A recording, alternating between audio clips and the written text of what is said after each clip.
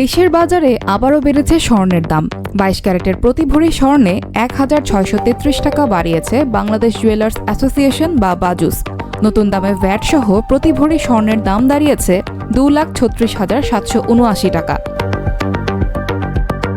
বৃহস্পতিবার সকাল 10টা থেকে নতুন দাম কার্যকর হয়েছে। স্থানীয় বাজারে তেজাবি বা পিওর গোল্ডের দাম বাড়ার পরিপ্রেক্ষিতে এই মূল্য সমন্বয় করা হয়েছে বলে জানিয়েছে বাজুস।